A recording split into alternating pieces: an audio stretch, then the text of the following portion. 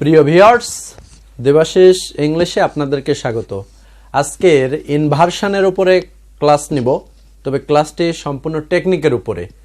অনেক ভিডিও রয়েছে যেখানে অনেকক্ষণ ধরে কথা বলা হয়েছে, কিন্তু আজকের ভিডিওটি অত্যন্ত শর্ট এবং এই শর্ট ভিডিওতে আপনাদেরকে দেখাবো কিভাবে ইনভার্সন আলোচনা করতে হয়।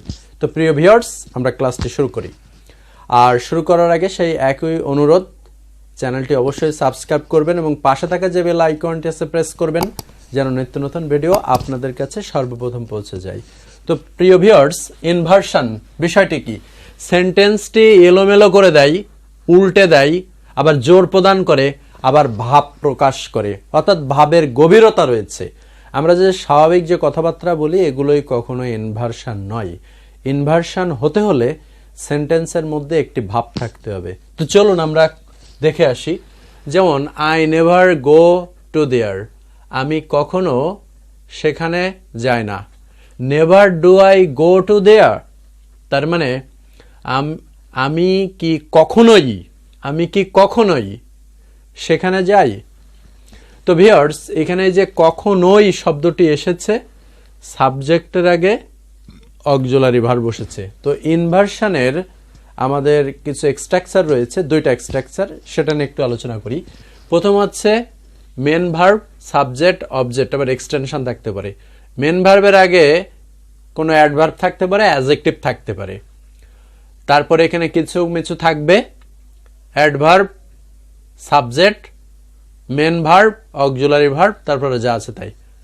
আই ইট রাইস, এখানে ভাবের অভাব রয়েছে, এই জন্য এই বাক্যটি ইনভার্সন হবে না। এই বাক্যটিতে হবে, যেহেতু নেভার রয়েছে, ভার্বকে মডিফাই করছে adverb. Map a quick dog, তো দেখুন এমতে হচ্ছে মে, গড মে হেল্প আস, এটা ইনভার্সন নয়, কারণ সৃষ্টিকর্তা আমাদেরকে সাহায্য করতে পারে।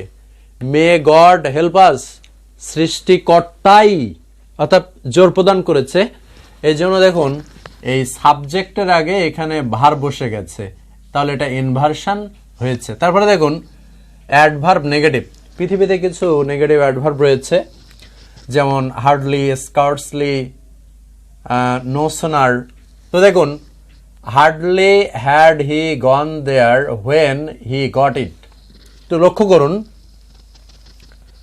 হি মানে সে, এই গন মানে গিয়েছিল, সে সেখানে যেতে না যেতেই, দেখুন জোর হয়েছে, যেতে না যেতেই, হোয়েন হি গট ইট, সেটা পেয়েছিল। অনুরূপভাবে হার্ডলি, স্কার্টসলি, নো সোনার এর জায়গায় বসতে পারে। এবার দেখুন আরেকটি নেগেটিভ, হি নোস লিটল, মানে সে অল্প জানে। এবার দেখুন লিটল নোস হি, সে সামান্যই জানে বা সে অল্পই জানে। এই যে জোর প্রদান হয়েছে, এই জন্য এখানে সাবজেক্টের আগে অক্সিলারি ভার্ব বসেছে, বসে বাক্যটি ইনভার্সন হয়েছে। তো দেখুন আমরা এমতে মে দিয়েছিলাম, আর এর পাঁচটি নিয়ম আছে। দেখুন অ্যাডভার্ব নেগেটিভ, আবার এর পাঁচটি নিয়ম, এই যে অ্যাডভার্ব ফ্রেজ দেখুন, at no time did they help me. At no time, কোনো সময় নয়, দে হেল্প মি, আমাকে তারা সাহায্য করেইনি। তার মানে এখানে এই যে দের আগে ডিড বসেছে, বাক্যটি ইনভার্সন হয়েছে, কিন্তু জিজ্ঞাসা চিহ্ন হয়নি। যদি জিজ্ঞাসা হতো বা তখন কিন্তু আমরা এখানে ইন্টারোগেটিভ সেন্টেন্স হয়ে যেত, এখানে কিন্তু হয়নি, বাক্যটি ইনভার্সন হয়েছে, জোর প্রদান করেছে। তারপরে দেখুন ইন নো ওয়ে, অন্য কোনো পথ নাই। ক্যান উই সাপোর্ট, এখানে হিম দিই, তাহলে সেন্টেন্সটা অর্থ মিলে যাবে। ক্যান উই সাপোর্ট হিম, আমরা কি তাকে সাপোর্টই করতে পারি অন্য কোনোভাবে, তার মানে ইনভার্সন হয়েছে। এই যে সাবজেক্টের আগে অক্সিলারি ভার্ব বসেছে। এবার দেখুন অ্যাডভার্বের পাঁচটি নিয়ম, একটি দুটি হয়ে গেছে। 3 নম্বর adverb of place, here is a pen. Here মানে এখানে, বলছে এখানেই একটি কলম। মূল বাক্যটা ছিল কিন্তু এরকম, আ পেন ইজ হেয়ার, মানে একটি কলম হয় এখানে, কিন্তু যেহেতু আমরা জোর প্রদান করছি, সাবজেক্টের আগে অক্সিলারি ভার্ব, এখানে মেন ভার্ব হিসেবে কাজ করেছে। তার মানে হেয়ার, এখানেই একটি কলম। দেয়ার আর মেনি পেনস, তার মানে সেখানেই অনেক কলম। এই যে এখানে কিন্তু পেন হচ্ছে সাবজেক্ট, আর এখানে মেনি পেন্স কিন্তু সাবজেক্ট, তাহলে সাবজেক্টের আগে ভার বসেছে। তাহলে কি হবে, মূল বাক্যটি ছিল মেনি পেন্স আর দেয়ার, এখন ইনভার্জনের কারণে হয়েছে দেয়ার আর মেনি পেন্স, এখানেই সেখানেই কি হয়েছে, অনেকগুলো কলম। এবার দেখুন অ্যাফার্মেটিভ অ্যান্ড নেগেটিভ এগ্রিমেন্ট, তো এগ্রিমেন্টের উপরে ক্লাস আমি নিব। মিনা আই অ্যাম ফাইন বলছে, টিনা বলছে সো অ্যাম আই, তার মানে প্রথমে সো, তারপর অক্সিলারি ভার্ব, তারপরে হচ্ছে সাবজেক্ট। তার মানে টিনা বলছে আমিও ফাইন আছি। মিনা বলছে I don't like it, Tina বলছে নেদার ডু আই, মানে আমিও এটা পছন্দ করি না, অথবা নর ডু আই, আমি ওটা পছন্দ করি না। এবার হচ্ছে আরেকটা আছে পার্টিসিপল। পার্টিসিপল হচ্ছে ভার্বের 3 নম্বর, যেটাকে আমরা প্রেজেন্ট পার্টিসিপল বলে।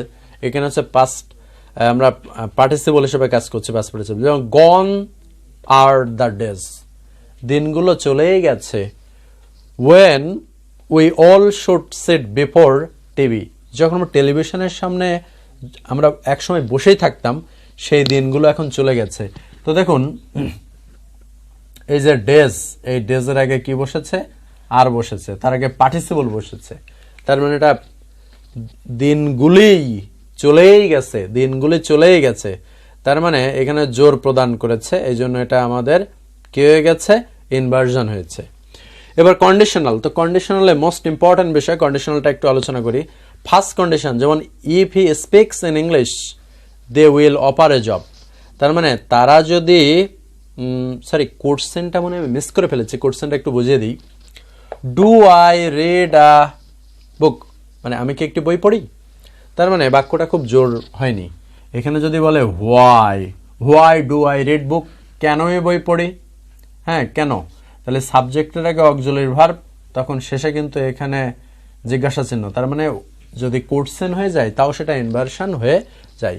কিন্তু ইনভার্সন দুটি বিষয় কখনো হয় না, যখন হু দিয়ে কোশ্চেন হয়, যেমন হু প্লেস আ গেম, এই হুর জায়গায় কিন্তু তখন কোনো subject he she Mina Tina ইত্যাদি বসতো, এই জন্য এই বাক্য কোনো জোর পেত না, আর জোর না পেলে সেটা কখনো ইনভার্সন করা যাবে না।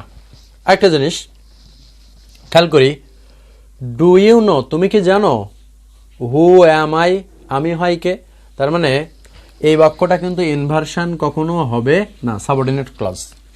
এবার এই বাক্যটা আমি যদি একসাথে একটু জয়েন করি, ডু ইউ নো, তুমি কি জানো, হু আই অ্যাম, তার মানে দেখুন এই অংশটা ইনভার্সন হয়েছে এই অংশটা, কারণ এখানে ইউ এর আগে ডু রয়েছে, এটা ইনভার্সন হয়েছে। এবার দেখুন conditional, first condition, second condition, third condition, আর একটা জিরো কন্ডিশন আছে, আমরা এটা পরে নিয়ে আলোচনা করব। বলছে if he speaks in English they will offer a job, তো দেখুন সে যদি ইংলিশে কথা বলে তাহলে তারা তাকে একটি চাকরি দিবে। তো এখানে খেয়াল করুন, এই ফার্স্ট কন্ডিশন যখন আমি ইফ তুলে দেবো দিয়ে যখন ইনভার্সন করবো, দেখুন এই সাবজেক্টের আগে শুড রয়েছে, তার মানে ইনভার্সন হয়েছে। তো should he speak in English, মানে যদি সে ইংলিশে কথা বলতে পারতো, যদি প্রেজেন্ট টেন্স হয় আপনি এখানে শুড ইউজ করবেন, যদি সে ইংলিশে কথা বলতে পারতো, কথা বলতেই পারতো, তাহলে they will offer a job, তারা একটি জব দিত। এবার দেখুন থার্ড কন্ডিশন, আমরা জানি যে ইফ আই ওয়ার ইউ, আমি যদি তুমি হতাম, এই জন্য ওয়ারটা আগে এসেছে, ওয়ার আই ইউ, হ্যাঁ এখানে আই এর আগে কি এসেছে, ওয়ার, আমি যদি তুমি হতাম তাহলে I would help. Third condition আমরা জানি এখানে ইফ থাকে, ইড না বসিয়ে আমরা কি বসিয়েছি, হ্যাড বসিয়েছি, had I gone there I would have help.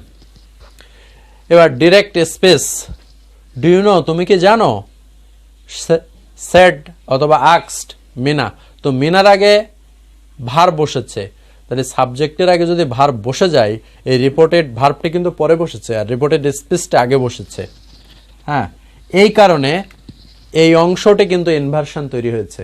তো ভিউয়ার্স, এই ছিল আজকের সংক্ষিপ্ত আলোচনা। ধন্যবাদ সকলকে।